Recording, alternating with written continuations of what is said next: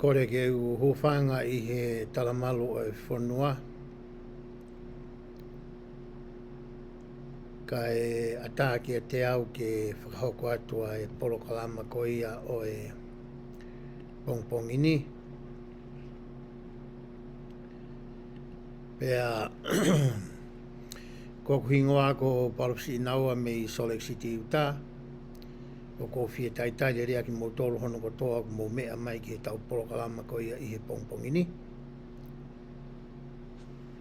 Pea mo ki mo tolu ko ia te mo toki mao hawhainga maari e ke mo mea mai ki he tau polo kalama. Iho mo ngahi whainga maari e. Ko kore ke he LAUMALIE o tua ke ne hanga tāpe ki nāu.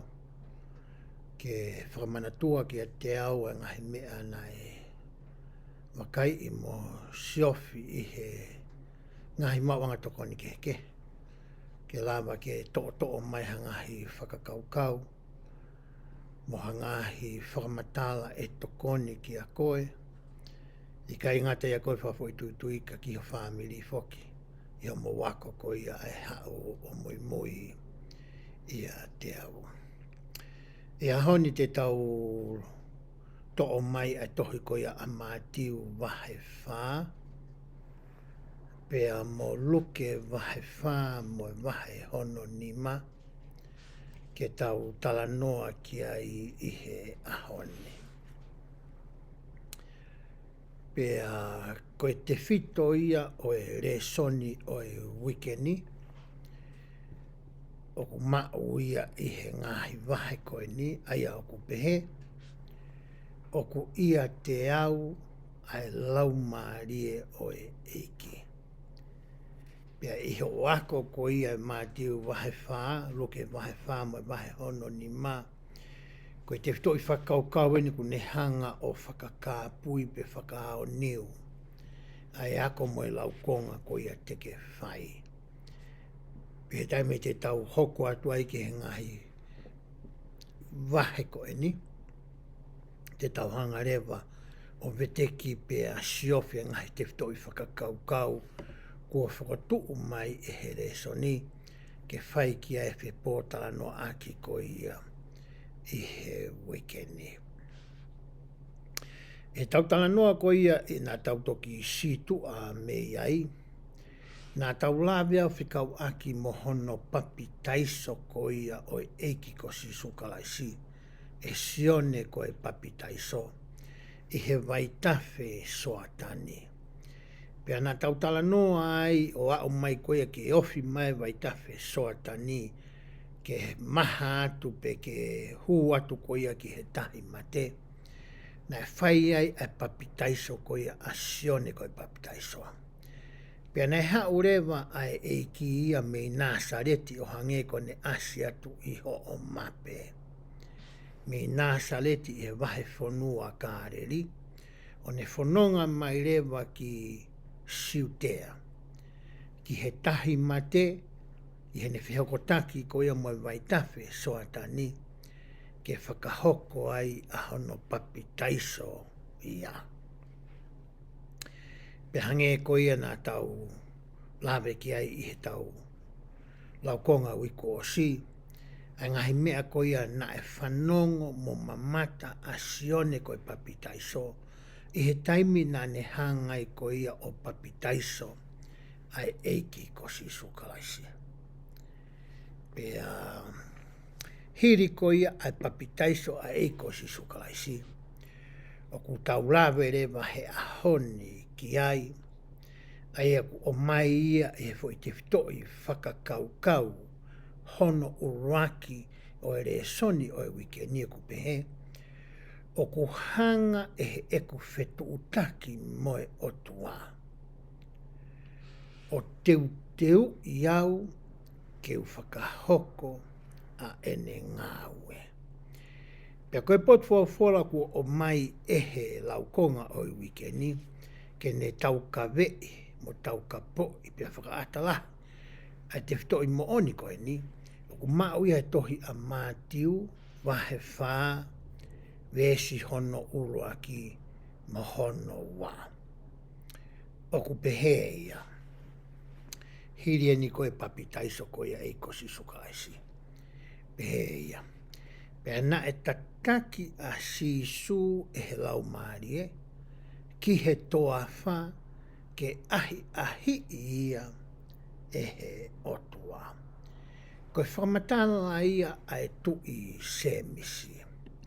O pehe tokua hiri hono papitaiso, nai hanga he laumalie maoni o tataki ia ki he toa wha. Pe ki he maunga noa ko ia i siutea. Aia koe wahe whanua ia, nai whakahoko ai e papitaiso koe ei kosi sukalaisi.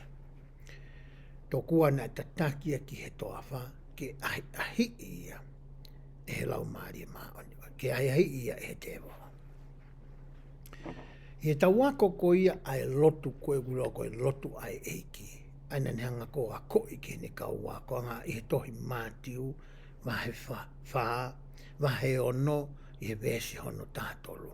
O ku pehe ai kupu i lotu ia koe ni ne au ke vesi hono tātolu. Pea oua na atuku aki mautolu ki he ahi. Koe kore e tau whai. Pea kui kai ke whiunga ai whakakaukau ia o mai e he tohi tuu se misi, moe natula, moe whatongia, moe ngāue, moe misiona, moe tau mua ko ia ai laumalie maoni.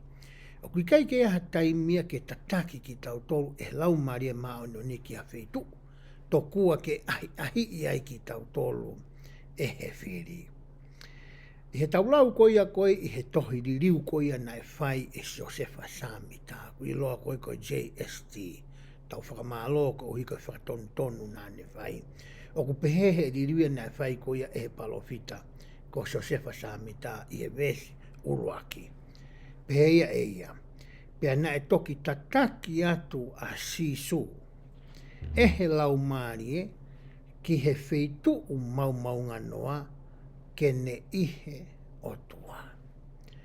Taka whamatala ku mai koe e Joseph Samita ke whakatonu aki e whamatala ai tu i se misi tohi tapu koe aia. Nai kai ke tataki e he laumarie ia a sisukalaisi ki he maunga noa pe koe toafa koe ia i siutea ke ahi i tokua e te olo. Ika?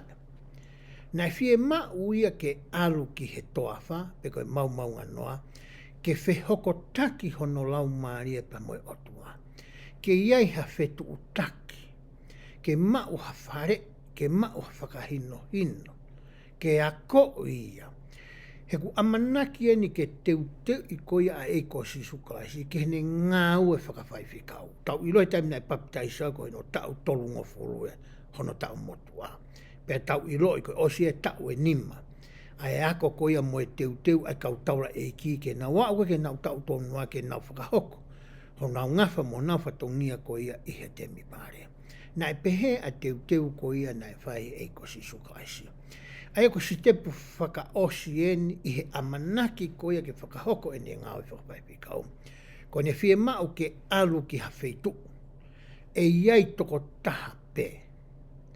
Pehe ne iai toko taha ko ia ke whai iai hakore moha tau tapa. Moha whehoko taki, moha whetu taki, pea moe o tua ko ia ko ene tamai. Pea hoko atu i he vesi ko ia hono wa. Pea hiri ene au kai i he aho e whango fulu, moe pō e whango fulu, na e toki fie kai ia. Koe whoirea koe aho e whango fulu, moe pō e whango fulu, pe koe whoi matai whika ko ia koe whanoa. O ku ngawe aki tātu o lahi ia e he fuakawa motua. Pea ku peherewa he kau tangata skola. O ku ikai ke uhinga ia tokua ko hafoi aho patonu e whanoa. Ka ku hanga he mata e whika whanoa o talamai ki a koe pe moau, na ei aki taimi fuo loa, na e hoko ai mea ko ia. He tau sio ko ia ki he loa maki, na e uha tokua a mamani whiunga moe aho e whanoa. Ai ku asia i he fuakawa motua.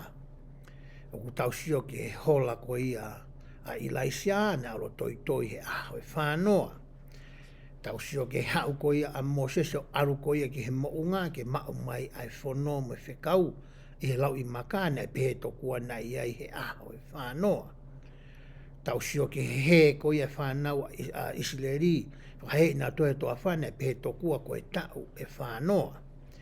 Pea ku uhinga pehe ai tala noa o ku o mai e he kautangata ilo ilo wholofola.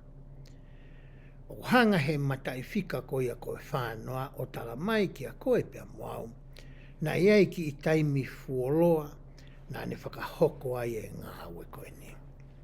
Aia koe haa mea nai whai e kosi sukalaisi. Koe mea na ne whai ko uhiko ne whie mao viviri ha tokoni mo whakahinoino mo ha wharei. Pea mehe otua koe ne tamai na ne whakahoko ai ha aukai. Koe mea ia koe nai whai e kosi sukalaisi. Ka pau tau whie mao ke wawe au pito. Pea toi waof pa tau wongongo fua ki he whina ngalo koia o tua koe tamai mohono alo. Koe taha ngahi mea o tau hanga o tānaki ki he tau rotu. Koe tau whakahoko ai o wau koia o e aukai. Ai koe tau hanga whakawaiwai i ho tau sino whakamaterie. Kai o hake ho tau LAUMALIE ki mua.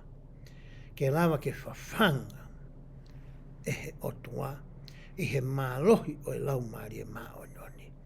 Pea lawa rewa ke iai a whiongo aki ko ia i he wahaa ho tau LAUMALIE pa moe otua koe tamai o whakafou i he mālohi moe iwi ko ia o e LAUMALIE maononi. Hange koe mea koe nā ku lawe ki ai e te whtoi whakakaukau koe ni oku mehe. Oku hanga e he eku whetu utaki moe otua.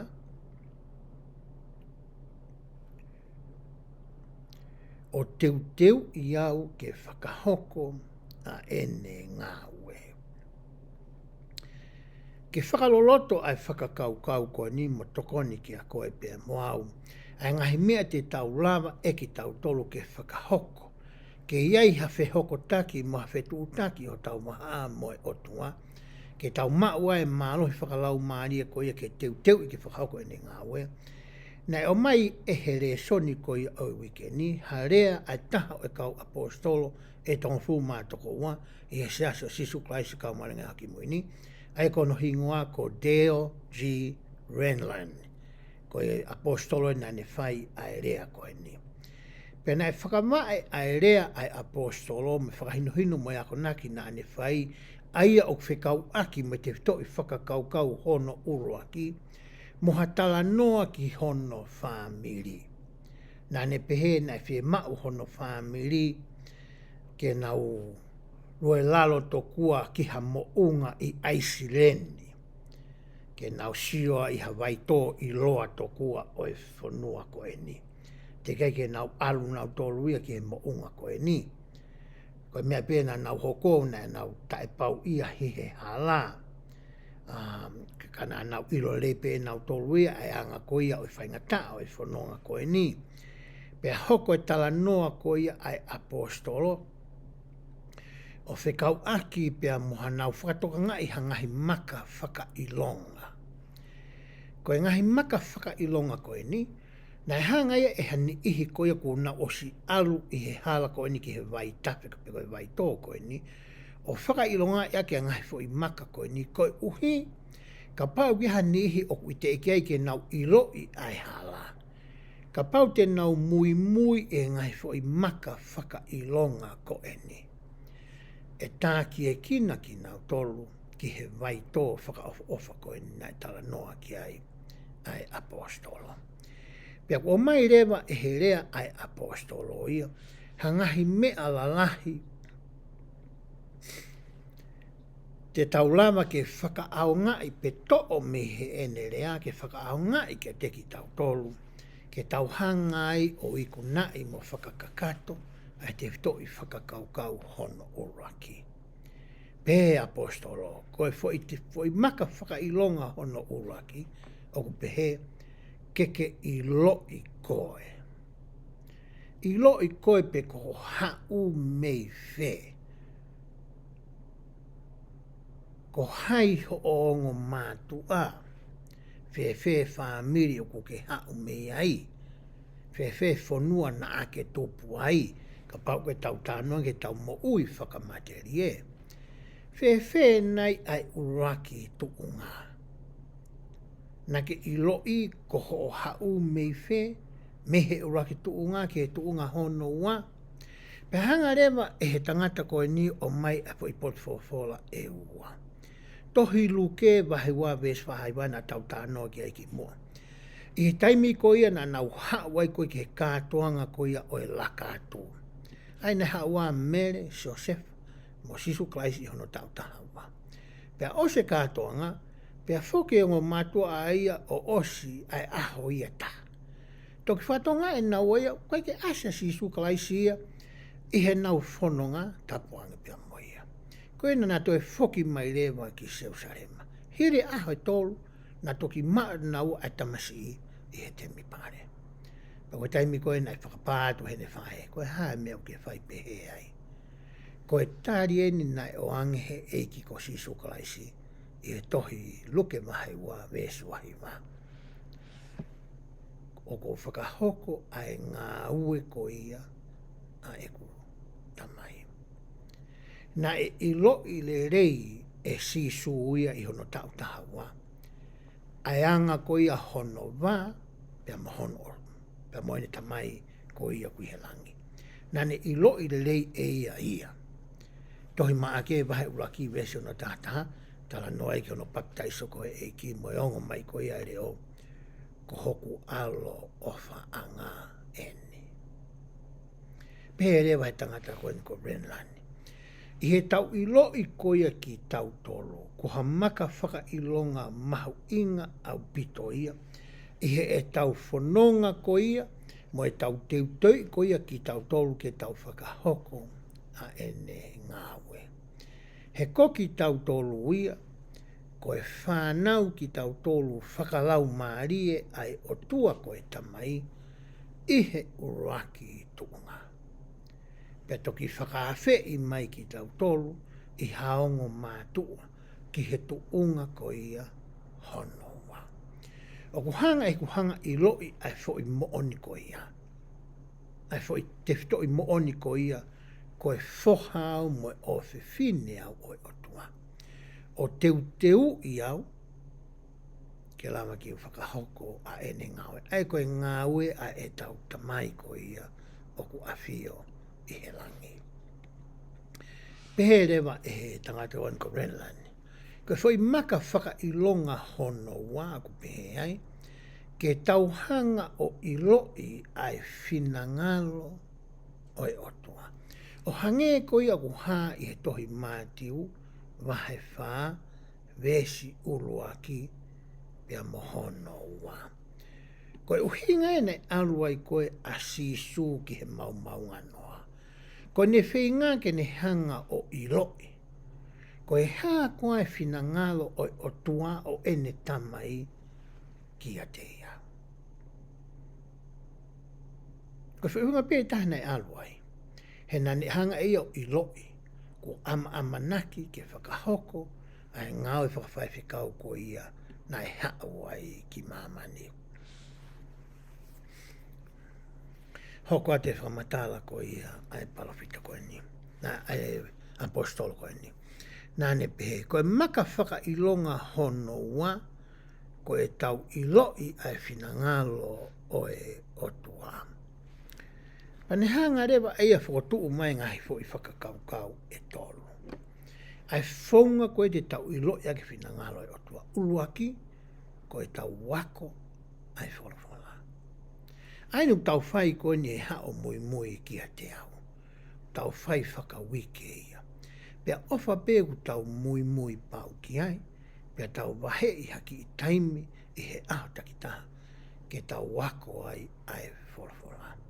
Uraki mea uton koe ke tau whai, tene teu iai ki tau tolu, ke tau whiunga, pea tau mai mālohi ke whakahoko ene ngāwe, koe tau wako ene whorafora. Ko ono wa, koe tau whakawhanongo ki he reo ko ia oi kau palawhita moui. Kei ke ngata i he whanongo pe, ka e ako ke talango fua, ki he ngai whakakaukau, ke he ngahi ako naki, ke he ngahi toka te rine, me ngahi eki naki, o kunau o mai ki a ki tau tolu. Neongo pe u tau wako i he wholawhola, i he whuakawa motua, i he whuakawa whou. Ka koe tala noa nia ki hakakai, i ha taimi, i he kuohiri. Koe kaupalawhita mo ui koe i he ahoni, kunau o mai e nau tolui a ngahi whie mau ai o tua, ki a koe pea moau i hota taimi, i hota kuonga. Ai ngahi ririu, a ngahi mea ke whakarerei, a ngahi whakalahi, ai mea ke siaki, o maia e he kau tangata koe ni. Pea ka pau rewa he kai ke ta tokanga ki ai. Koe mea rewa he hoko te take i hau ki taua moe mau moe ilo motua. Ko ririu ia e he kau tangata koe ni. He kunau mau e nau tolu ai totonu moe mawhai moe malo. Pea mehe o tua i ho nau whatongia koe kau palofita. Ke kau tangata ki kite, ma kau tangata mau whakaha, ke nau whakahoko ai ngahi ririu mga mea nāku tala noa ki ai. Pea taimi koe te tau whanongo ai ki kau tangata koe ni, pea tau wako ke whanongo, pea whatokanga e ngahi mea una wako i ki a koe pea moau. Koe taimi re wai te ta whakawhiunga i ai ki taua, ke ta whakahoko a ene ngāwe. Ai aku mahu inga au pito ai whai maka whakailonga koe ia. Ko whai maka hono tolu, aku ngā ake whai rea whapitania koe aligned. Ka hunga whoki ai whai rea koe aligned pe koe alignmeni. Taimi ko koe te mea re. Koe te meni, te ngoi ki he whohe, hangi o ko fusi a whae e taha. Ko hono o hinga tokua o ki kai ke tatau e tua anga whoi wae, pe alainge anga whoi wae. Te aru rewa ki he whare mekeniki, pa nau hanga rewa hiki hake te mea re ki o lunga hanga kau ta mawhaka tontonu anga whoi wae, ke nā lere tatau. Koe uhinga e whoi rea whapitania koe alain, pe rewa he tamāia. Ai ke laini taha ho tau roto, pea moe whinangalo koe ia oi otua. Aku hinga e ka pau koe otua e, tau hau tau palofita e, hoko hake tatau laini taha. Kau apostolo laini hake, kau whitunga fulu laini hake mo nau tolu, kau taki koe ho tau siasi i olunga ngai hoa lotu laini mo nau tolu. Kau whitunga whaka eria laini hake mo nau tolu, kau pasen steiki laini taha mo nau tolu, pisope laini mo nau tolu, kau taki pure tapumu, kau whine o wha, laini mo nau tolu, pea mai koe ka koe pea moau, pea tau laini taha pe, whakahoko pe. Kai te hatahe toi ki tomo ki he, ke pehe ke fui laine, pa ke heke heke koe ia tuhe. E kai, ke out of alignment koe, pe kona whakarea ta, o ku ke tu alaine koe. Koe whe mau ia, ke o mai katoa ho tau loto, pea tau tukulolo ka kato, ki he whina ngalo koe ia oi o tua. Koe whoi maka iu tala noa koe ki ai a Renlani. Ne mai re potfofola koe sione vahe wha, mesa no tolu wha, tala noa ia ki he whiwhine Sameria. Pea taimi koe ne alua ka apostolo ke kumi maha mea kai, toki te tau tuk sioto ki ai a moi. Sione vahe o no vesto wauna ne pehe, ko hoku loto koe rene aiki, ke whai ai whina ngalo koe ia o ene tamai. He taimi koe na i he toa wha ai pe maumanga noa si sukalaisi. Nei hangarea e si sukalaisia o tukulolo kakato. Tukulolo kakato a hono loto ki he whina ngalo koe ia oi o tua koe tamai. Nai whakahoko ia e hene ihe maumanga noa. Te talama pe ke whai e mea tatau i he ta mo ui whakaaho. Ke lama ke ta whinga ke tukulolo. A koe pea moau ke o tua koe tamai mono aloko si sukaisi. E lama e ke whakahoko. Hange koe mea na lau ke e tangatani koe tau wako koe e wholofola. Tau whanongo ke e kaupalofita. Pa moe we i koe ia ai LAUMALIE ma oni. Ai koe mea whakaosena ni o mai he konga koe ia we ia LAUMALIE maa onioni. Hanga ngahi mea e tolu koe ni, peka pau te tau toe kanoni aki ia e tau au kaimo e tau lotu. O fesi i ho tau loto, pea o mai ki tau tolu, ke tau tukulolo kakato, ki he whina ngalo ko ia oi otua. Ka foi maka whakailonga ia tahana e tala noa ki ai apostolo koe ni. Ke foi maka koe hono e tahau pehe. Whakahoko pea tauhi a ngahi fuakama pea moe otua. I hitami koe o tau papi taiso ai ki tau tolu. O kuia e ngahi fuakama ia o ku hau moe o wau ko ia o e papi taiso. Pea whamanatua rewa ai fuakama moe palomesko ia i he wike takitaha i he taimi koe o tau teu wai ke mao ai sākala meniti. Ai koe tau palomesi mo tau fuakawau pehe. Te tau manatu mau wai pe kia teia. Kia si suklaisi. Manatu kia teia mehe monite kia sapate. O kikai ke pehe ia ke ngalo ia koe mehe monite tuusiti poluto pole lulu. Pea toki ohovari hake pehe whawhalai teo ke manatui. Asi suklaisi. I ho o lea, i ho whakakaukau moho tonga. Pa tau alewa loto sapate. Pa tau o mai peko he monite, pia ngalo ia. Tau ki nono ia rato he monite, tūsi, te pule lulu. Tau ki kamata whakamātua ato mai pia toa pule lulu. Pa tau toi ki no ia whalaiti, pa tau toi whakamātua ato toko naki, pa tau o loto sapate. Koe foi rea au pe mai, manatu mau pe kia teia. I he monite, ki he sapate. Pe koe sapate, ki he sapate. Hangi a 7-11 ni. Hou ai ua wha, aho e fitu. No tonga e wike. Pero fui konga taha o e kuesa ko ia, e te manatui, pea tauhi a ene ngai whikau. Koe foi fuakawa ia o kuta whai, i he ta mereuku ko ia, i he vai, o e papitaiso. Pea koe foi palomesi rewa nia na e mai koe e EIKI ia. Pea ia te ki moutolu, a hoku LAUMALIE. Ka pau te umanatu i mau pe ia, whaunga te umanatu i mau ai pe ia, ko tuku haki i taimi i he aho takita. Ke wako ai e wholofola. Sio ai ke rea ai kautaki, koe kaupalofita. Pea whakaongo ki he wei ko ia ai LAUMALIE. Pea tuku lolo a hoku loto. Tuku hoku loto oku. O te utoi whai loto au. Ka o mai au ke laini taha pe au tuku lolo kakato. Ki he otua mahono alo ko ia. Ko si sukalaisi. Pe hiri kono hanga e he papitai so o whakahua tuki tau tolu. Ki he hala ko ia o e fuakama. E koe matapau ne whakahu ki tau tolu ki ai. Pea tau whakahoko mo i ngahi iou au ke. E hala koe whakawa. Pe ere wha matala e kautaki ia. I taimu kou tauhi e whakawa ko ia. O ku hoko koe pia moau. Koe tangata mo whiwhine make. O ku ia e tokanga mawahe ai o tua ia ki a koe.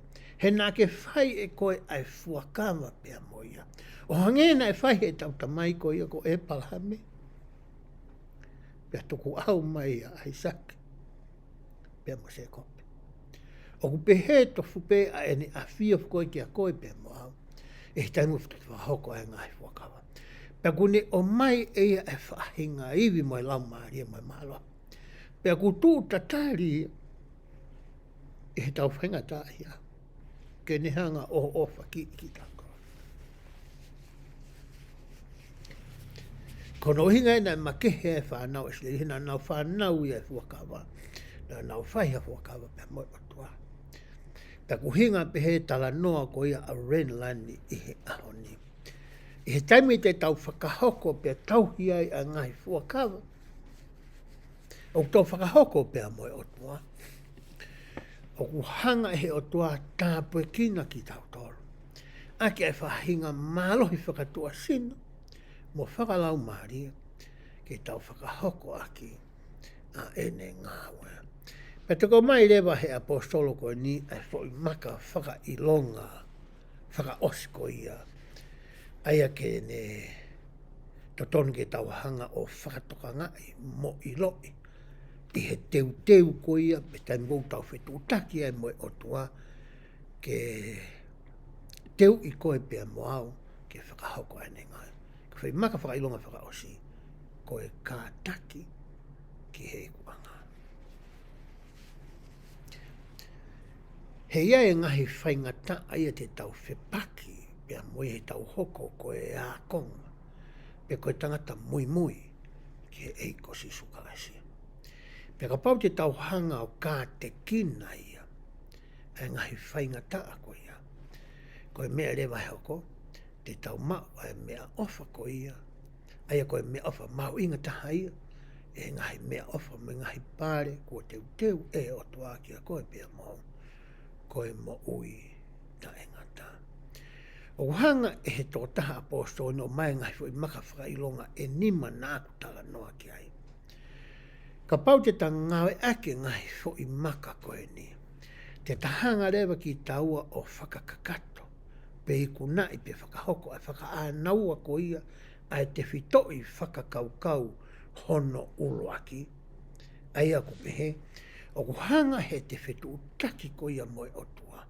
E ngai whaunga nāku tala noa ki ai. O teu i koe pia moau, ke tahanga o whakahoko a ene ngāua. Ai aku whakamatala nāku o atu, nā taulau ia me tohi a mātiu, wahe hono whā, resi hono uruaki, pia mohono wā. Ai a koe whihu i koe te o atu ki a te koe. E ngahi fo i maka whaka i longa koe ni e nima, na aku tala noa kei. Ai a koho teu a ngāia. Koe apiako i o wako i koe mo teu i koe ai. La whawhi unga i koe ki he ngā koe ne whai. Ko whe ia i he ngai fo i maka whaka i longa koe ni, o ku totonu ke toi whakarelei i ho mo ui. Ko whe ia i he ngai fo i maka whaka i longa koe ni, totonu ke toi whakalahi ki ai, aho taimi. Nei e whe hui nai whai o pehe, ki he taha i kautaki koe e sia sino pehe. Koe hā ai fo i whekau mahu ingata, o ku totonu ko ia ke utauhi.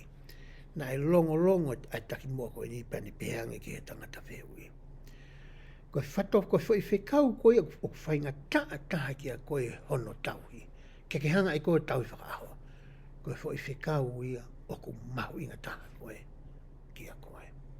Pea pehe tau sio ke ngahi maka whaka ilonga pe koe ngahi. Maka teu anga koe ni o ku tala noa ki ai. Hanga e ke i kia koe ai ngo whehui nāku o atu. Pea ko koe pia te ke tari ai whehui koe ia.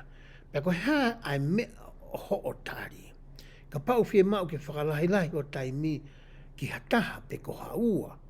O whie mau re mai ke whai hapalani mua whakatutu. Ke whakahoko ai ngā ue koe ia.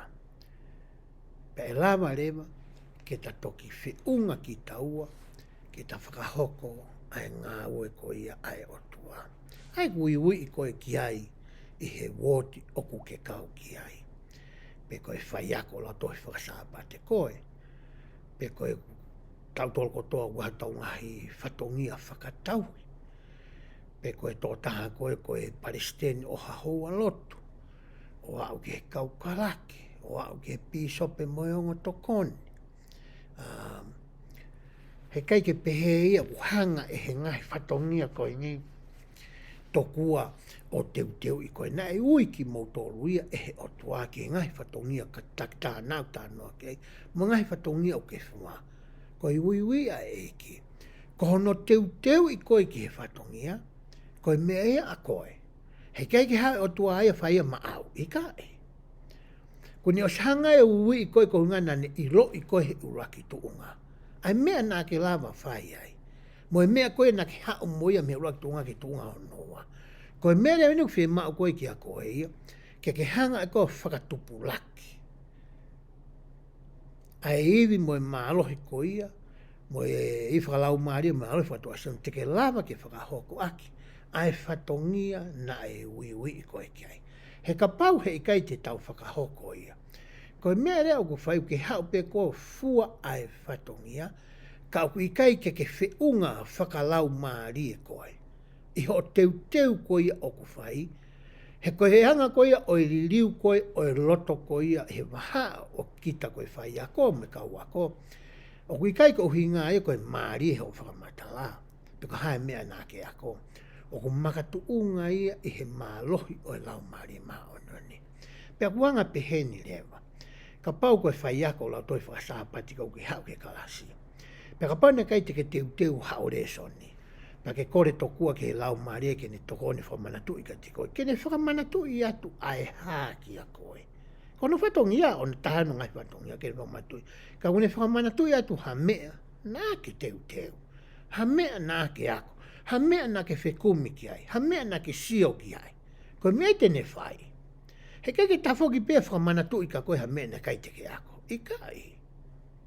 Koe uhinga ia koe ai whakakaukau koe o whai ai ai whihui. Ki a koe pia moau i he ahoni. Ke tau mateu koia, ke tau fua ho tau ngahi whatongia, i hono langahaki hono pureanga, mo whakahoko a hono loto mo hono whinangalo, o whie mau ke iai ha whetu takia, whie mau ke iai ha waofia, i a teki tau tolu, pia moe atua. He koe ne ngā ue ene, o kune kore mai ki tau whakahoko lolotonga e tau iheni. Ko te whito i whakakaukau hono wā o ku pehe. Na e tā e sisu kalaisi a e sipinga ki a te koe pea moau, aki e ne matu waki pe whakawhepaki ai ahi ko ia, na e whai e he te volo pe ko setane ki a te ia. Tau siu he vesi ko ia i he wahe whā, he vesi hono tolu pehe ai. Pea na e hau ai ahi ki a te ia. Uhi ngani ki he tama koe ne whai e ahi. Aia ko setane. Haua setane ki a te ia. Pea pehe e ia. Koe foi ahi ena. Ka pau koe alo koe oe otua. Koe foi whaunga ia, pe koe foi lea, pe koe foi setesi ia, na e ngawe aki koe e setane. Ngā ke foi lea koe ka pau. Koe re whapitania koe if.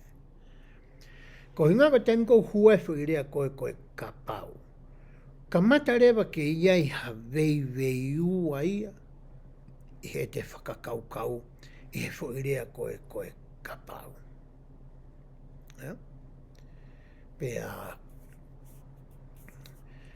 koe taimilahi whoki he tau, i loi he tau wako he siasko ni o tau kawai. Koe ki mua, ke hoko a whahinga mea whakalau maaria ka koe, me koe ahi ia, pe koe whakawhepaki ia, pia me he te olo. Pe koe hiri ha hoko ha mea whakalau maaria ki a te koe, aku te iai me whakawhepaki au hao me moi.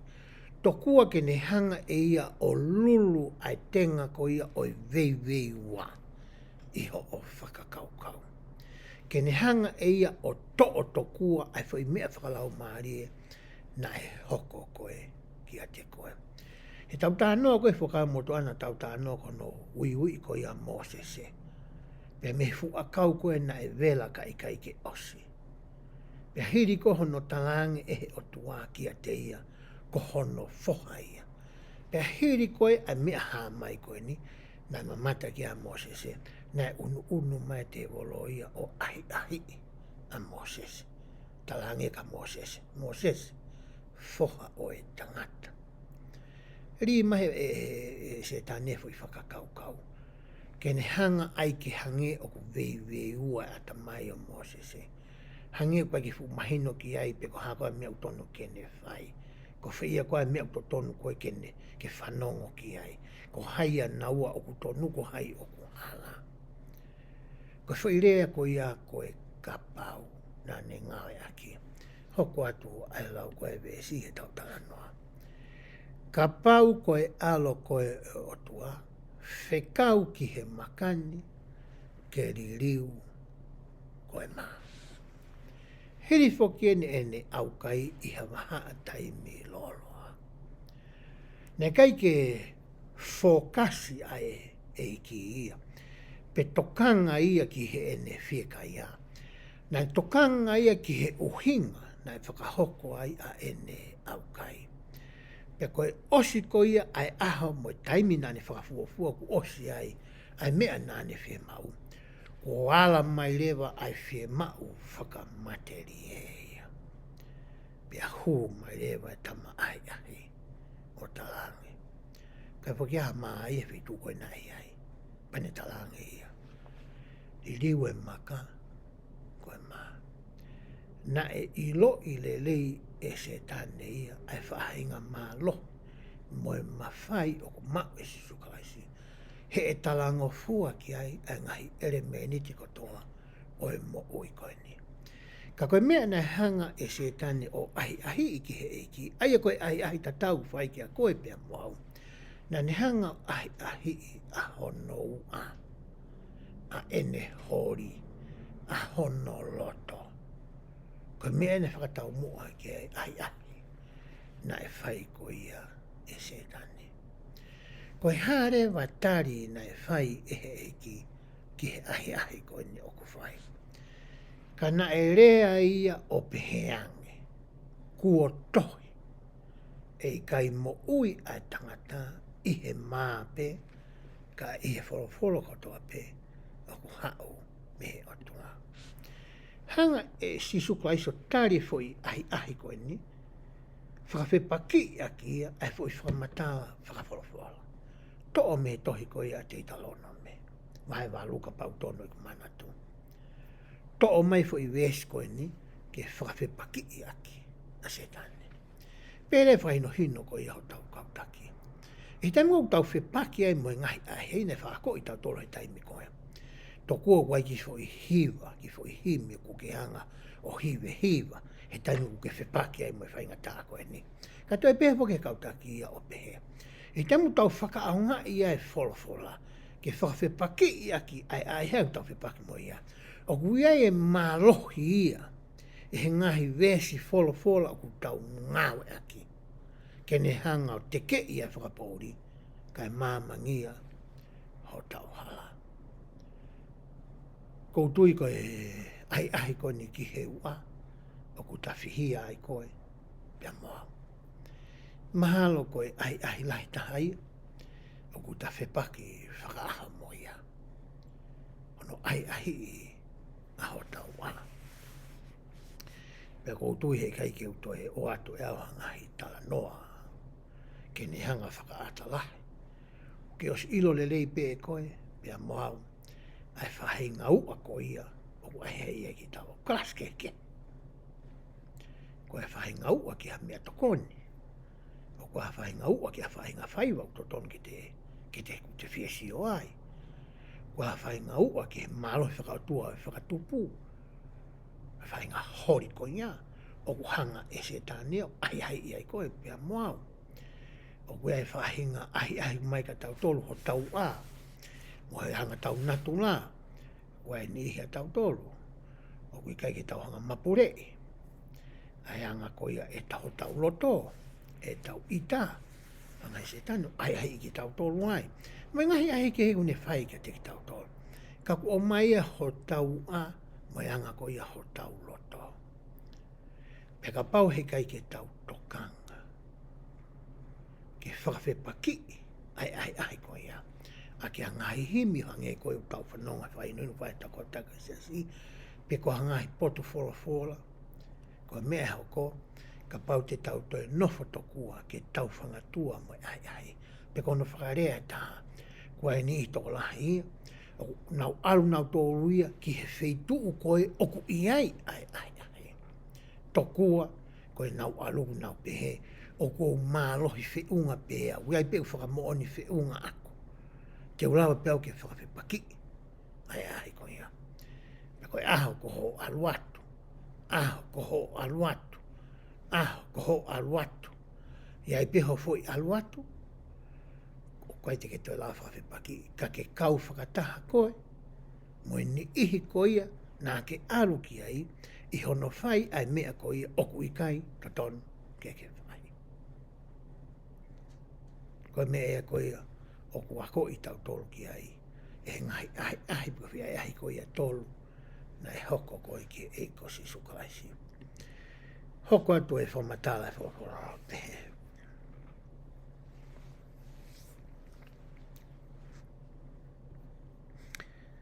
Vesi koe ia hono ni mā pehe.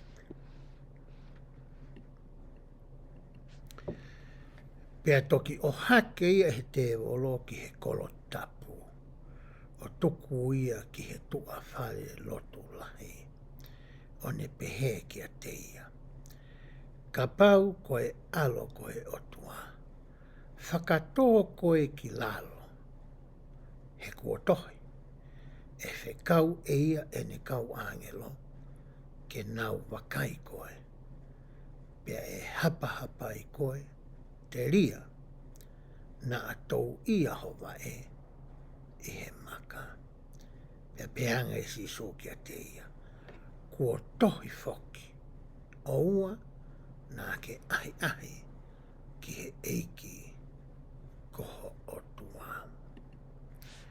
Koe foi ahi ana e whai. Ta taki mai o ave tokua. Pe he kau tangata ilo. Ki he te mipare. Ki he whei tuu maalunga tahi e te mpare. Pea tuu ai. Pea whai e foi ahi. Ki a sisu klaisi. Ai e koe foi ahi koe na e whai ki a te ia. Ki hono mālohi. O sisu klaisi. Ki hono mawhai. O sisu kalaisi. Ki hono lakanga. Ki hono tuunga koe alo oe otua. E ne hoko koe alo e otua. Oku ne mau e ia ai mālohi moe mawhai. Ai hei e te woroke ne hanga o ngaue halai aki. Ai foi mālohi. Pe koe mawhai. Ko whi mena o ange koe e se tane ki e kosi sukaisi. Hopo koe he hapai koe he kau angelo. Tange se tane sukai. Whakahaho mālohi. Whakahaho nau. Whakahaho tuunga koe aloe o tua. Koe ai ta tau pei, u tau whipaki mo ia e hana. Koe te whito whoki whakaukau noa. O ko hanga e he mea nei whai he ki he whakawhipaki koe nei whai ka se tane. Hoko e koe si pinga mo e whaunga ke ta whakaonga e koe pia moau. I he taimi ko u ta whipaki ai mo e ahi. I he e ria ta tau e ahoni. I kai koe hei whai ka koe, e taimu ke maua haki i mawhai. Toko haki i lakang, peko haki i mālohi, whakapure, oku atu ki a koe. Koe ahi ko atu ki a koe, ke ngāwe halai aki. Ai mawhai whakapure koe ia. Whe ho mawhai koe ia koe huse pāniti. Hianga ko ho nofo moho waifi. Oku ke ngāwe halai aki. Ai ki i lakanga, peko ki whatongia koe ia. Whe hoko koe tamai ho wā, moho whānau. O ku ke ngāwe halai aki ao hanga tā i nau tōru. E taimu nau renga tā ai ki a koe. O hange u tau wako koe e sias koe ni. O kui kai ki whakaore i he sias o sisu klaisi. O i kau maoni o ni. Ha tangata pe ko hawhi whine o ku ne hanga o tā. Ai nau whānau. O ku kau e ngā hia mamafa, o ku lama ke ave koia ke he piso pe, ke whai ha whakataha a rea pia mo koe. Pe kono whakarea e kuonga ki mua, ke hopo i whakasias koe. Ko hinga na ki ngā halai aki, aki i lakanga mo i mawhai, whakatamai koe ku atu kia koe. Ke where ka pau ku hataki koe o haua lotu. Ka pau koe taki koe lau toi whakasapa te. Pe koe palesteni koe whine o wha. Pe koe palesteni koe kau mātua. Pe koe palesteni koe o young women. Pe koe kau whine mui tala vau. O kuia taimi o ku ke hanga o ngawe halai aki. Ai mālohi mo mawhai mo la kanga whakataki ko ia. O kulahe ngahi whaunga te tauhanga o ngawe halai aki. Whewhe ka pau koe piso pe koe mo yongo toko ni. Whewhe ka pau koe pasei steiki koe mo yongo toko ni ma kawarere a ngā. Mo i kau taki e ngahi holotu taki tahana a kulawe ki ai ihe steiki.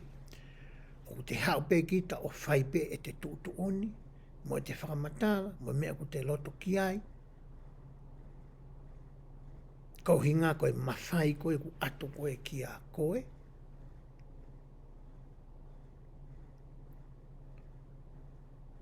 Lahe ngahi mea ia kou sio mata ia. Ki hono whaka au ngai e hani ihi. O ku nau mau ha mawhai mo ha totonu, mo ha lakanga whakataki mua. O ngawe halai aki ai mawhai ko ia. O i keike i lo i pe koe hae uhinga. Kau hange fo koe lau koe a tohi tokarunga whakawahi te au ata. Koe mea whakamamahi e he taime ku mawai e hata. Haki i mawhai. Kune kamata ki ngawe halai aki ia. Na awhio i pia e he otua. Ko ho tau natula whakatangata. Pe ko ho tau hoko koe koe tangata whakakakano. Te tau ngawe halai aki. Ai mawhai ko ia. Pea mai rea e otua e whakahino hino koe whaunga.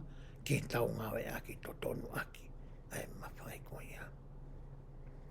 Rahe ngahi whihala aki e koe ni e tau sio. He ngahi hala e mawhai koe ni. E taimi o ku whai ke he ai pe. Whai tuutu uni pe ai ni ihi na aku tala noa e ngahi lakanga ke na aku tala noa ki ai. Pea me tohi whakahino hino ko ia si asi. Oku o mai ke whakarere aki a ene ngā ue. He kohono si asi hen. Koe ulu ki ai ko si sukalaisi. Pea wai whaunga ngā ue whakawhisiare ia. Pea me ngahi tuutu uni pe koe polisi. Koe lao i ke mai ke ngā aki. E kautaki. Ki hono whakarere hono si asi. Koe taimpea u tau whai ke he ai mei ai. U tau ngai halai ki tau tolu ia. Ai mawhai. Mo la kanga ko mai ka te ki tau tolu. Pea kui kai ke alain pe laini ta. A ki tau tolu ia. Pea mo si sukais. Ko ke heke hake ko, si sukais ko, ke hala ko tuhe. Kai te ke tuhe tuhe hake ko i lalo ai. Ko ke marei ko i tang, o, te marei au ai pe me aku. Ko e ngahi tawha aki ia. O ku hoko ia ka tau tolu ia honi. Ai ena e whai ki ai ai ko ni ono wa. E tau lau ko ne tohi a mātiu. Pe hoko atu e lau ko ia ai vesi. Pe he vesi ko ne hoko atu.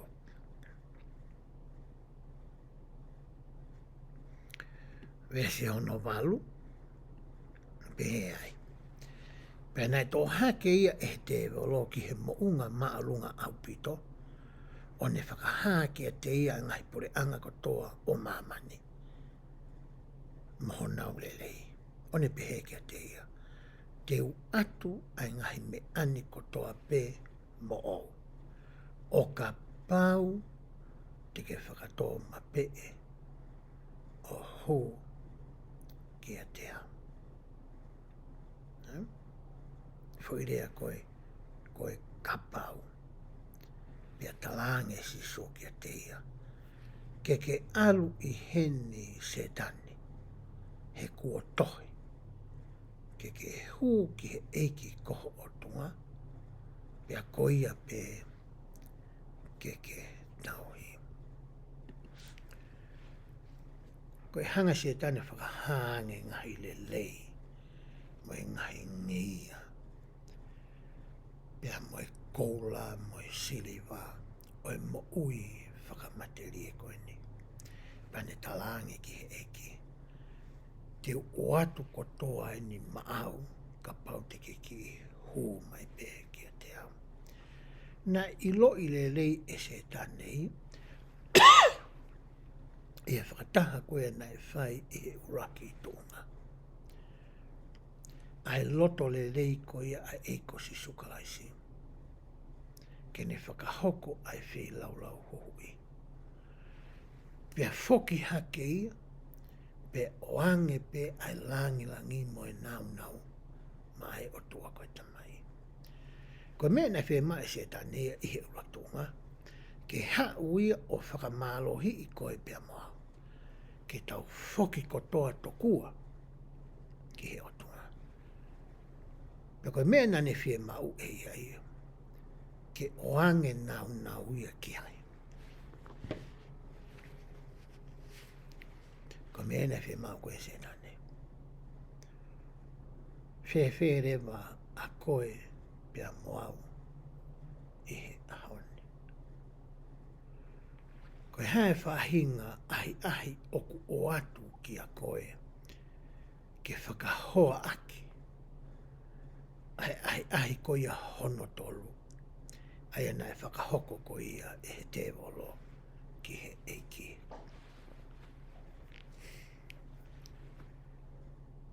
Whikau hoki ke sio, awe ke whetū maalunga. Tau si ilo peta mi tau kakai ke ngai whetū maalunga. Tau o tuu meau tau sio le lei mai ki lalo. Tau te whito ke whakafofa ka pau ki whakapopo uri. Tau sio ke ulo ai ngahi uhi lapa tau sio. Ke awe ho tau fofo ngā ki tau tau ke ngai ngata anga ko ia whanua pia mehe moonga. Koe me ene whakasiofi. Na whikau koe e se tane ki he EIKI ke sio atu. Pane oange le whakaukau koe ni. Te o atu kotoa ia mau. Ka hiri ko ia. Koe mea kotoa pe ia ko ia. Koe mea i ko sisukaisi. Ko ia na ane ngauhi. Ai mamani koe ni. Pea moe ngahi palani te kehe. O hange ko ia. O kuha i he tohi. A Mosese. Moe tohi ko ia. A e palahame. Ko hae mea kuhanga e se tane o whakaari ki a koe he ahone. Ke si tu ai, pia me he ongo lei koe e ko si sukalaisi. Koe uhi tokua ko ho manu manu. Ke he ngahi koloa ko ia, whakamaterie o e mo ui koe ni.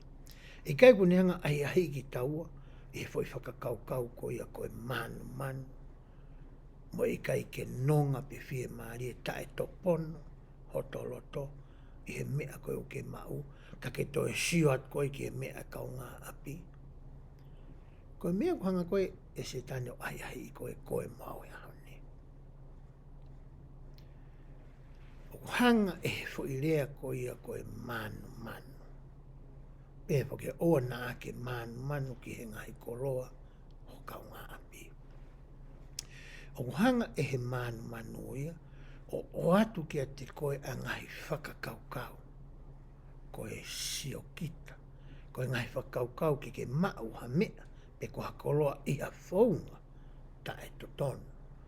Koe uhi, ko ho manu manu. Tene lava ki ai koe, ke aloa kaihaa. Ko hinga, ko ho o manu manu, pe ko eko manu manu ko ia a aku. Aia koe ngahi ahi au nai whai ko ia e he te volo, ki he EIKI i he mau nganoa. Pe ako kei hoko ai ahi tatau ki a koe pea moau i he ahone. Ka kuhanga rewa e he whaunga koe nai hanga EIKI o whakawhepaki i aki. A ngai ahe koe ni. Ke o mai ki a koe pea moau hasi pinga mua whai taki anga mua whaunga. Ke ta ngao e aki i he taimi o whakawhepaki i aki taua. Pe kua e se tane o ahi ki taua. Ke ta ngao aki e whaunga ta tauta. Pe taimi te ta ngao e aki a ngahi whaunga ko ia. Mo ngahi whaunga kua ko i ke koe pea mo e kau parwhita mui e hani. E iai ho ta whainga maarie ke ta hao. Pe whakahao whiki taua na mehe ahi ko ia.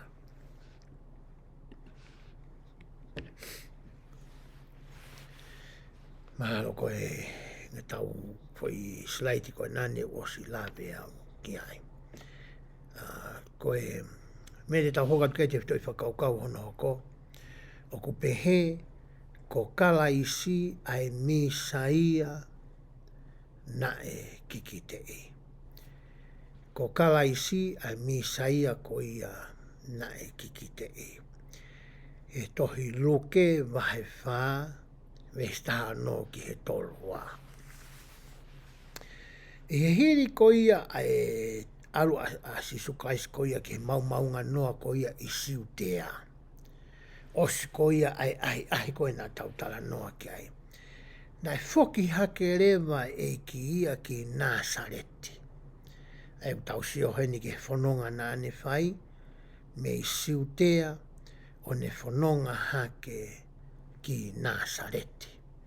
Ai aku hā koe ni he tohi aluke, vai whā te taulau. Pea uhange koe ke mea i ko Nasareti foki, na ai tupu hake ai a sisukalaisi ia mere mo si Josefa. Ka ku asi foki i he ngahi mea te tautala noa ki ai haki konga whamui mui ahoni, pea moe tohenga whakau motu a. Na hiki rewa e ki ia me Nasareti o alu ia ki kāpa neume. Ai ko kāpa neume ia na e tuku ia tahe whanki i kolo na i he vee mai tafe ko ia pe ko e tahi kāreri. Whakahoko ai konga lahi o e ngau e whakawhai whikau nāne whai. Ka he vesko e te taulawi koe ki ai i he ahoni, i he tohi ko ia aloke vahe whā veso no taha no ki he tolua, te tau laupe ia, ke tau sio ange ki he anga ko ia whamatala, o ku o mai e loke ki a ki tau tolu.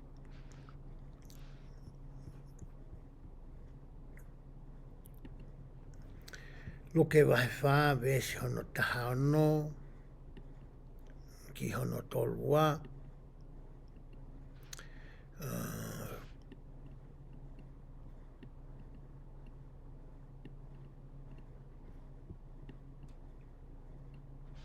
tau sio ange ki ai, pehe vesi hono taha no. Pea nai ha uia ki Nasareti, hango e mena whamatala he mape. Lo tonga koe ne maumanga noa siu tea o se ahi nai whai ki ai pia whanonga rewa e ki Nasareti. Aia nai tupu ai ia. Koe kolo ia nai tupu hake ai e ki i Nasareti. Pea hū ki he whare lotu pe koe sinakoke. I he aho sāpate o hange koe ne whaawhai. Koe maari e fwoi whamatala koe ne vestaha no, o pehe. Sāpate, alu e ki whare lotu. Alu ke lotu. Alu ke whare lotu ke sinakoke. Ai kai ke pehe ko hane toki alu e ni he tautala no koe ne he ves koe ni. O hange na ne whaawhai ki mua. Ai ka pauku alu e ki whare lotu. O mau lotu he sāpate. Koe hārewa e ta mea taua o ku whai i api i he sāpate. O ku totonu koe ki i taimi koe ia. Koe ki whai hoa ku ua mātea pe. Ke ta whi lau raui. Ke ta tuu hake o alu ki whare lotu. Pene kai ke alu e ki whare lotu ke pehe ke alu pea whai tautu pe o sio noa i ai. O hange koe mea whai e tola. I he tamu tau o ai whare lotu tau te whitu. Ke ta mou tau ai ke ngai kalasa o toi whasapate. Ko hinga whoka ke tau tae lau koe e tau reso ni mo ako koe i api. O tau ope tau tau tautu o sio pe e kalasi. Kai hoko te whamatala koe nei whai koe e luke. Pehe re vahe. Pea na e tuu hake ia ke lau tohoi. Koe tahai mea nei whai he sinakoke i he taimi koe ni. O te whainga maaria ki hatama, ke tuu hake, o lau hapotu tohi, me he wholofola. Me whakamotua. O si koe ne lau, e sio whakamamau atu ai kau whanongo ki ai, ke ai ange hane ki whakamatala, o whekau aki mo pot wholofola na ane lau. O hangi po ke tau ke la toi whasapate. Ko e tau o ke la toi whasapate. Tau o, ia ngai pot whola na e o mai ke tau ako. Aim tau tānoa ke ahoni. Mā tiu wahe wha, loke wahe wha, me wahe no nima. Pau tau o rewa koe ki he ngai kalasi. Pea lawa rea ke tau whe wahe aki. I he ngai pot whola na tau rau. Ke tau whe ako aki ai. Ke lawa ke hiki hake ki tau tolu. Ki hatu unga, o ku toi lele iangi. Whai pe si su i he taimi koe ni, tau whai tau toi mea ta tau pe i he ahoni. Pe taimi koe ni tu hake ai koe eiki, ke whakahoko ko ia ai ene lau tohi. Koe mea ni koe na ane lau, meso no tāwhitu. Pe nai atu kia teia, ai tohi ai palofita ko Isaia. Pe hene folahi ai tohi, na ane ilo ai potu kua tohi ai o pehe. Aia ko ne hanga e no o hake tohi ko ia a Isaia. Pa ne hanga rewa o to'o mai ai potu folofola ko ia me tohi a Isaia.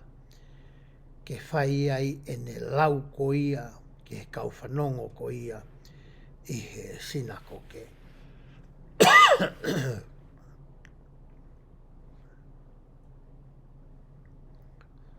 Mo kātaki pehe ki tare ko ia he pongpongi ni. Mahane ki momoko pe ahoni. Pea ne hoka dewa ene lau o pehe.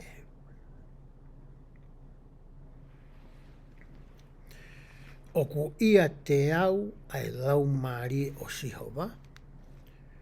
Koe uhi kua ne whakanofo au ke umalanga aki ai ongo rerei ki he masiwa. Ko ne whekau au ke whakamoui ai loto mawhesi. Ke malanga aki ai huhui ke kaupopula.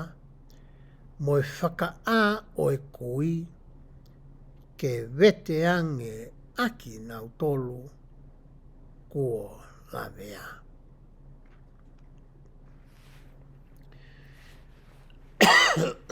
Aia koe potfofola ko ia nai to'o mai. E sisu klaisi ke lau ko ia.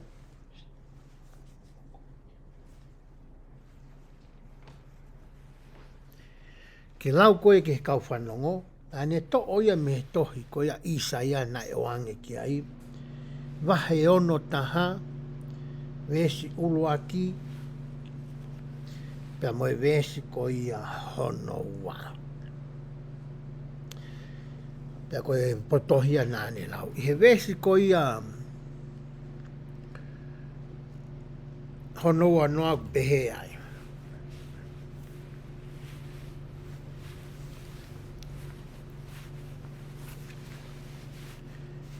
Pea ne takai e ia ai tohi o ange ki he tauhi.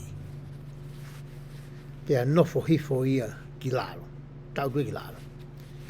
Pea sio whakamamau ki a te ia ai mata oki nau tolu kotoa pe na e ihe whare lotu.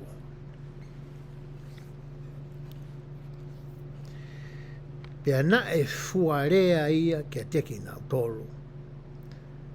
O pehe, pe koe rea nane whai. Kua whakamooni i he ahoni ai tohi ko e ni i ho mou te ringa. O hangi hua ki mosia ki he motua whai pōkalama. Pea mai pe ki mea koe ni ke ki tui ke ki yaki mawhana. Aluena si suklaisi ke sinakoke ke whale rotu. Koe ia e uhinga na nau rau ai koe kakai he whitu koe ni. Ai ni koe he whitu kāre li. Ne kai ke ia nei tosihan iha nau tōng nau poto he lau tohi. Koe ia nei whia mau ke tuuha taha. O whakahoko ha lau tohi. Ko hono uhinga ke mahino ke ni ihi ko ia o kau whanongo. Ai mea ko ia ku tala noa ki ai. Ai tama koe nuku ne lau e tohi.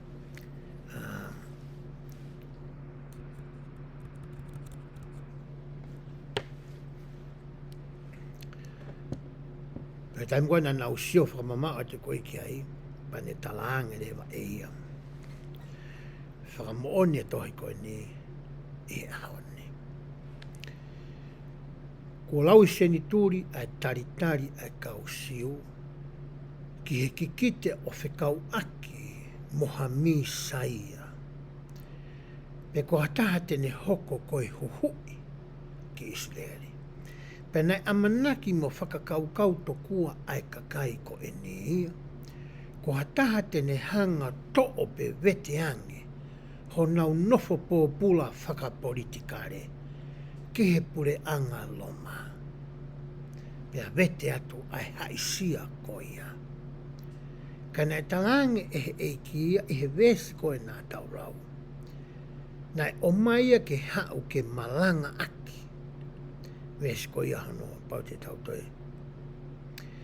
Malanga aki ai o ngore reiki he masiwa. Whakamo ui ai loto mawhesi. Malanga pia huhui ke kau pōpula. Whaka a mo e kui. Pia vete ange aki nau tolu. Ko la vea.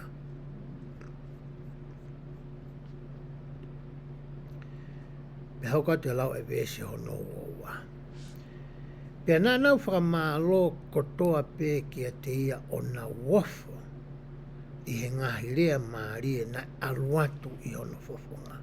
Pea nā nau pē i kai ko e foha eni o Siosefa.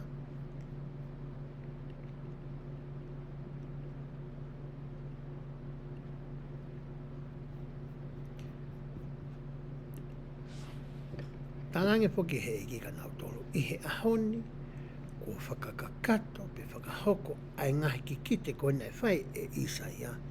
I ho mou te ringa honi. Ko hungai, ko aweni, nei whai kia tala noa mo i ki kite Isa.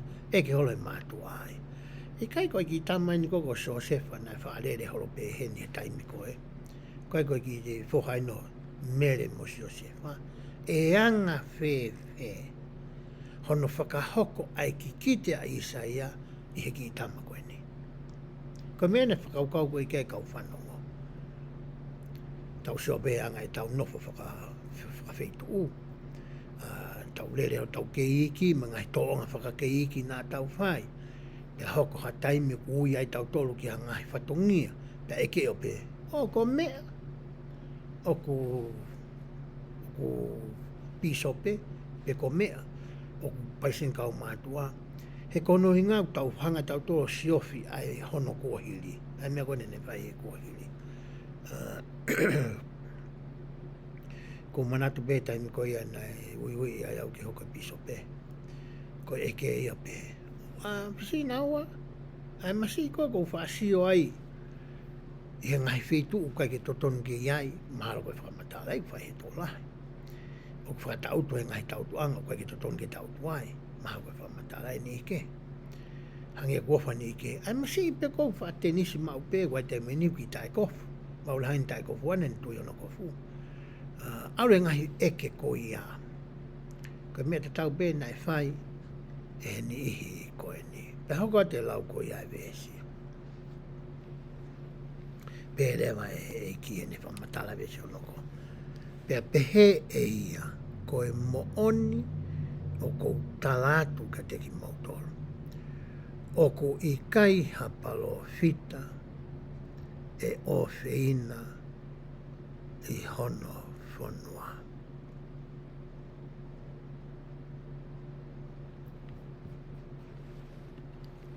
Uhi ngai e whuirea ko ia, kai ki hapalo fita, haunga hapalo fita i hono kolo. Ko hono uhinga, ko e sio ko ia e kakai ko e ni, ko e whoha tokua o Siosefa mo mere, aia kune peheangi, ko whakakakato ai ki kite ko e ni, i he ahon.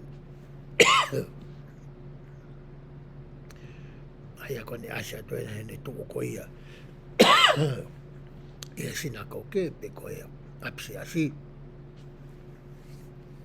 ko e vesi e nana ne hanga ko ia o lau. Pea hanga rewa e he vesi ko e ni, Mo e whakahino hino na e whai EIKI. O whakapapau I ki a koe pia moau. Ko sisu kalaisi ai mi saia ko ia. Na e kikite I ko ia. E palofita ko Isaia.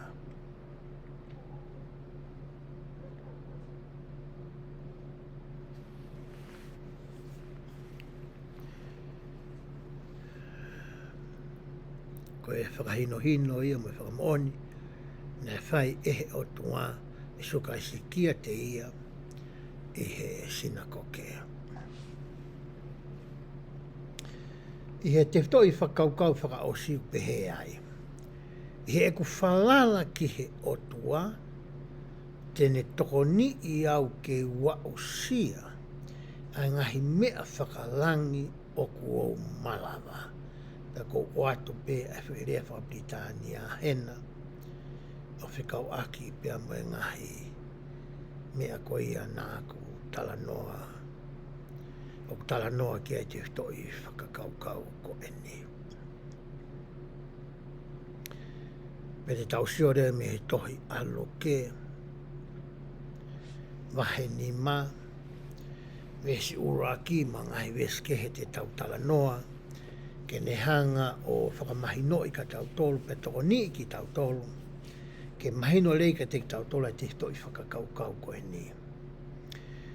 Pau ke tau whengawe aki pia moe EIKI ke lava ke haki tua ai ngahi ulunganga whaka o tua na tau hau po ia pia mehe uratonga vesi uraki upehe. Pia pehe he ne tuu he mātātahi o Keni Sareti na elolofi mai ki a teia ai kakai ke whanongo ki he wholofola ai o tua. Koe lau ia e vesi.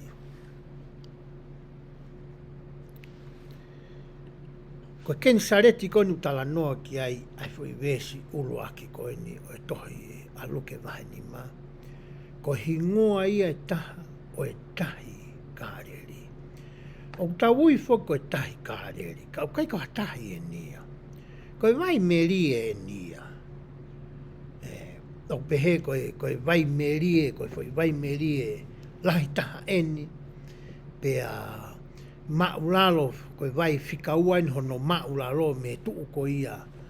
Ai e whamatala ko ia ki te anga tua e whonua. Ai vai tawhe ko ni pe koe tahi ko ni koe tahi kāreri. He taimi koe ne hawa EIKI me Nasareti. Hiri koe ne lau ko ia tohe Isaia. Vai ono taha. Na e whanonga mai reki ka pane ume. Ai koe tala noa koe ni he tohi luke vahe ni ma. Na e hoko ia I ka pane ume. Pea ofa beo ku ke sio le lei mai ki he mape ko ia. O whikau aki mo ka pane ume. Ai ku hawe ne EIKI o tuue ni ka pane ume I he matatahi ko ia. I he tahi kāreri. Pea hoko a te whamatala ko ia e vesi. Hau ko ia kakaiu nau toko lahi mai fo ke whanongo ki he o tua. Pea kamatani ke nau hanga nau tolo teke I mai e EIKI o au mai ia ki he ngutu vai. Pea hoko a te vesi hono wau pehe. Pea mamata e ia ki hawaka e ua o kutoka I he vee ano. Ka ko alu me iai ai koutou tai I ka o nau fō ho nau ngahi kupenga. O tonga koe ai kamata koe ke whonu mai koe kakai. Ma te urea atu ki whai koe ne whaino ino. Ma koe ki konga si I pei mu aku nau whanongo koe ki ai. Kai ke lawa konga ki mui ke sio mai ki ai pe whanongo le lei mai ki hono reo. Pea kamata koe ke nau teke mai ke ngo ki he vai koe ni. Ne whatonga e wai ki waka I ua tau wai. Kai ke hata hai he ki waka. Koe kau tama tau tai ni ku nau I uta nau tolu. Pehe tohi ko ia a mātiu nau pena ho nau kupenga. Pehe tohi a koe aluke ku nau fō. Pehe ku nau whakamaa e kupenga. Ai ku mahino rewa nai toki osi e nia ai alu ai kau tangata. O whai e nau tau tai. Pea koe kau tangata e koe ni koe nau ngāwe ni mau ai. e nau mo ui, ai tautai. Pea hoko te lau ai vesi, te mwene whatonga atu e eiki, ai ongo waka koe ni. Pea hoko te vesi ko i ano tolu. Pea heka ia ki he waka e taha. Aia koe waka ia o Saimone koe na wiko pita. Pea ne kore ki a te ia, ke tuku si i mei uta.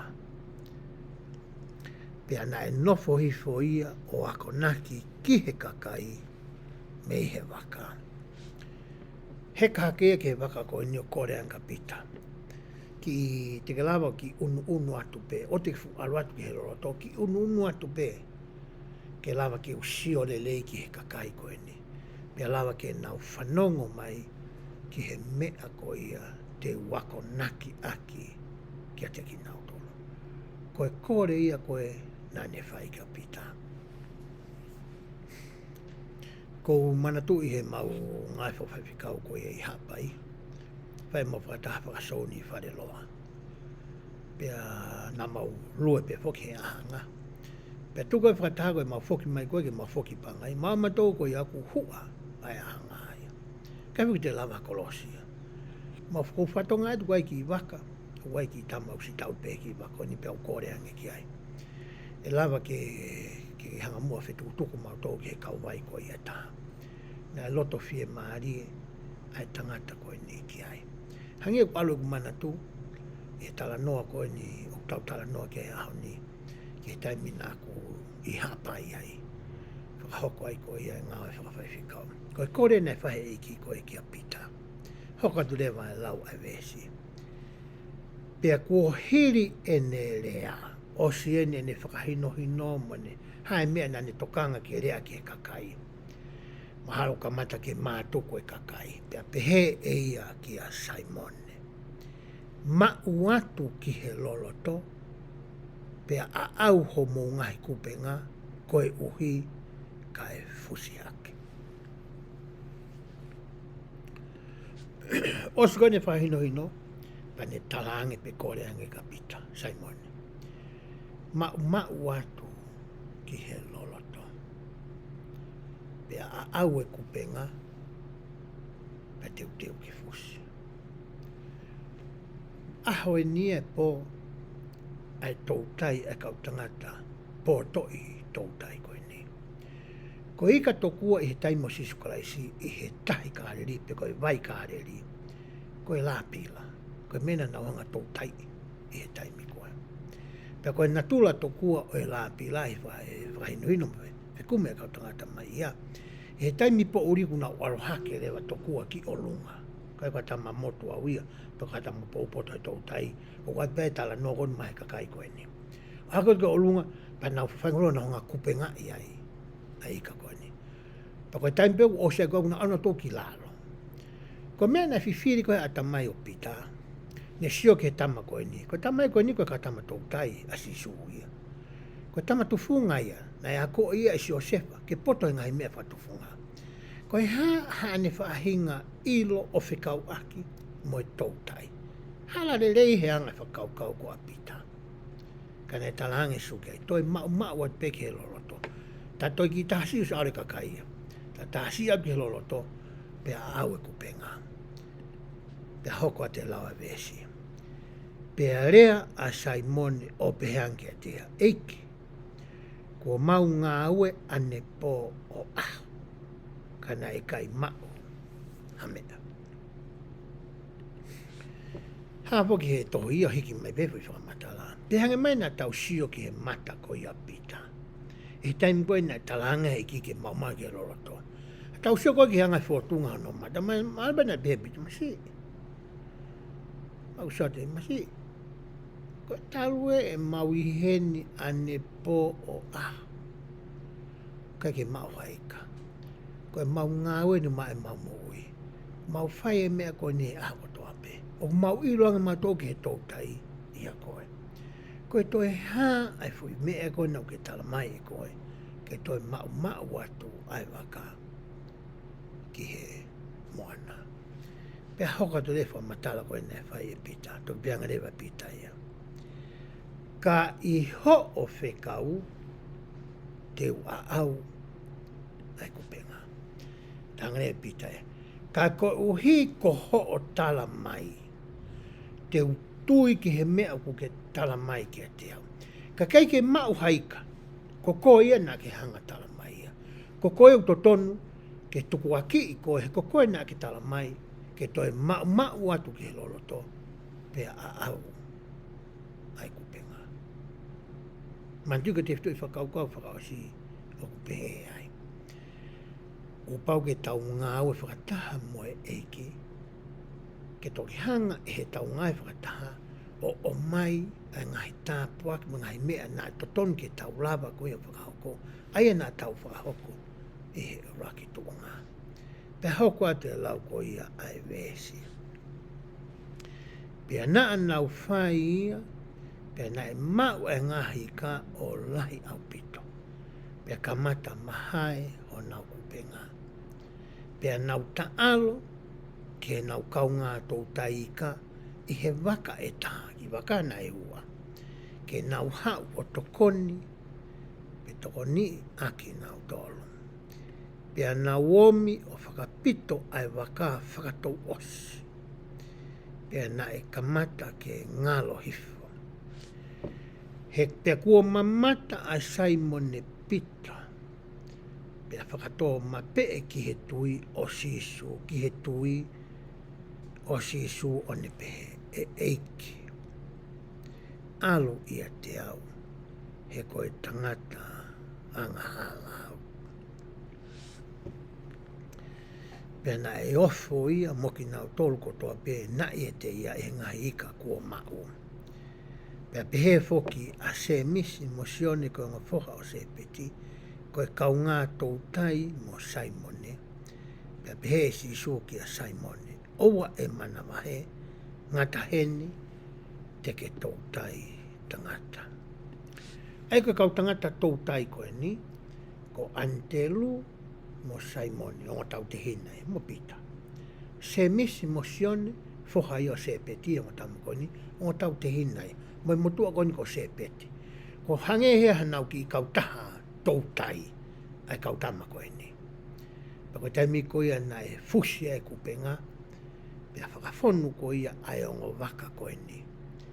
Pea nau hau koe ki uta, patoki rea ato eki. Ngata ia he ahoni, te mouhoko koe kau tōtai tangata. O ko whakaukau ke taimi koe na whakahotoa he ki ai uiwi i koe ia. Ke kau tangata koe ni ke nau mui koe ia te ia. Nā tatare eiki ke whonu ai ngahi waka koe ni ua koe ni i he ika. Peto ki whakahoko atu ai fo i uiwi ia. Kono hinga foki koe whahenga uiwi i koko mai ke tau hoko koe a konga ai o tunga, o ku hao whakataha ia mo e whei lau rau. O koe whei lau ia o ku tau whai. Ke tau hoko ai koe a konga pe koe tisai pare, pe koe tangata mui ki asi sukaisi. Wea e mea ku whi mau ki ngai ko o whei lau. He koe whei rea ko whei lau, ko ku hanga tuku ange ha mea, ai aku mahu inga ki a te au. Kaka mea ku mau taimi. Mea ku mahanga te au, ke utoe au si au ha mea, o ku toe mahu inga ange, mea ko ia naku hanga o tuku ange. Pau to sio he tafa a koe ni. Koe mea nai mau ai mo ui, e ngai whamiri koe ni. Ko tui te mine hao e ngā wako ni tau taitari atu. E ngai whamiri o e kau tangata koe ni.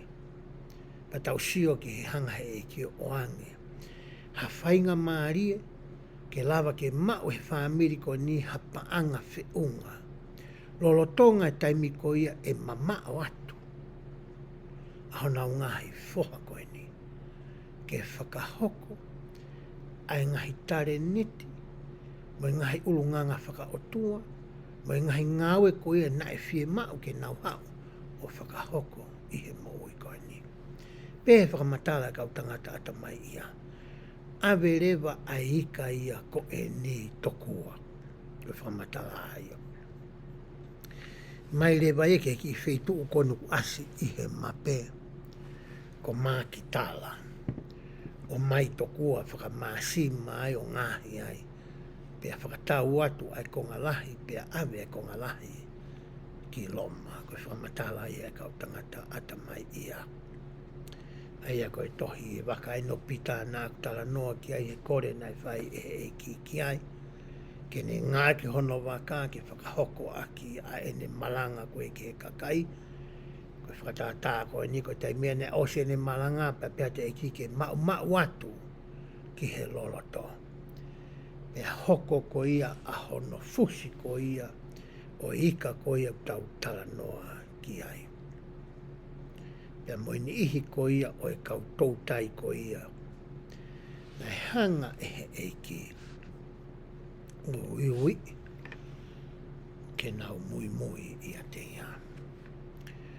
Hanga rewa e fui whakakau whakaosi.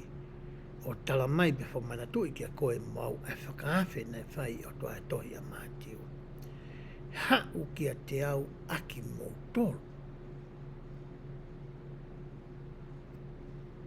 Oku whaingata ia.